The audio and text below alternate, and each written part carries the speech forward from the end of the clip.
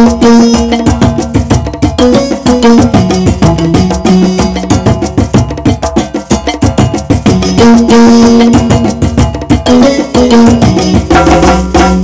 plaisir de vous avoir avec nous dans ce nouveau numéro de Getting Go sur TV Africa. Bienvenue à tous. Suspendu dans les pays de la Confédération, Alliance des États du Sahel, Air France souhaite reprendre ses liaisons vers ces pays, notamment le Burkina Faso, le Niger et le Mali.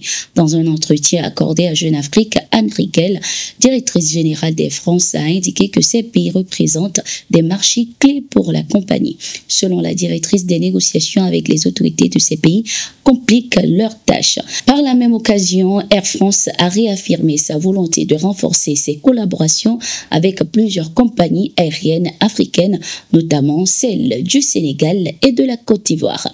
Ces partenariats visent, selon elle, à consolider la présence de la compagnie en Afrique de l'Ouest et à répondre à une demande croissante en matière de transport aérien dans la région. Rappelons qu'en 2023, la compagnie française avait décidé unilatéralement de suspendre ses vols à destination des pays de l'AES, justifiant cette décision par la situation sécuritaire et l'instabilité politique. En réponse, les autorités maliennes ont officiellement annulé l'autorisation de reprise des vols de la compagnie française. De même, au Burkina Faso, le gouvernement burkinabé a conditionné la reprise des vols à un retrait du pays de la zone rouge établie par la France. Ce statut dissuade les voyageurs et limite les activités économiques dans la région. En septembre 2023, le gouvernement nigérien, de son côté, a interdit le survol du territoire à tous les avions français. Le capitaine Ibrahim Traoré, président du Faso, a effectué une visite à Barça-Logo à l'occasion de la fête nationale ce 11 décembre 2024. Ce fut une occasion pour lui d'établir des contacts directs avec la population et d'échanger sur la situation sécuritaire dans la localité.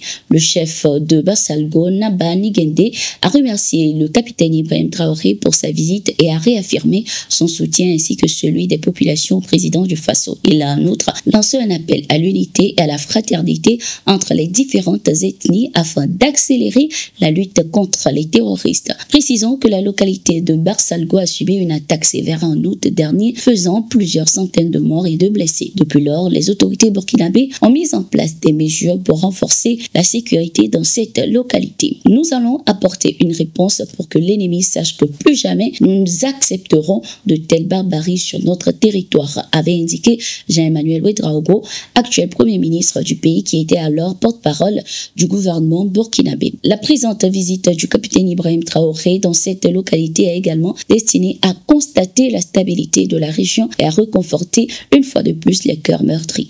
Lors de cette visite, le capitaine Ibrahim Traoré a également galvanisé les éléments du détachement de Barça-Logo tout en les appelant à la vigilance. C'est une visite historique. Le président algérien Abdelmadjid Tebboune est en visite en Mauritanie depuis le 10 décembre 2024, une première depuis plus de 37 ans.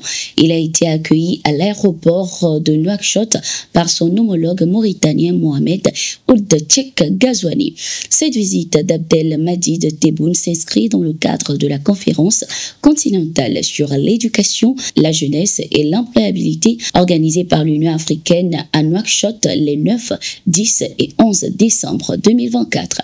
Il s'agit de la première visite d'un président algérien en Mauritanie depuis 37 ans, rappelons-le. La première ayant eu lieu en 1987 avec le défunt président Jadil Bendid à Nouadhibou pour inaugurer une raffinerie de pétrole à l'époque du président mauritanien Maouia Ould Sid Ahmed Taya. Lors du tête-à-tête entre les deux actuels présidents des deux nations, plusieurs sujets ont été abordés, notamment sur le plan économique.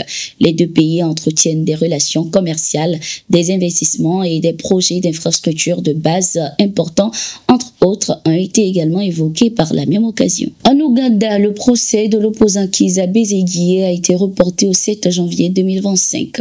L'opposant devait comparaître ce 10 décembre, mais son procès a été ajourné en raison de l'absence de son avocat principal qui n'a pas pu obtenir l'autorisation. Kizza Besigye, ancien médecin du président ougandais Yoweri Museveni et son plus grand rival politique, avait été enlevé au Kenya en novembre 2024 dans des circonstances controversées avant d'être extradé vers l'Ouganda. L'opposant est est accusé de possession illégale d'armes et de munitions ainsi que de menacer la sécurité nationale. Kizza Besigye a été également un colonel de l'armée ougandaise avant de se présenter aux élections présidentielles de 2001 et 2006.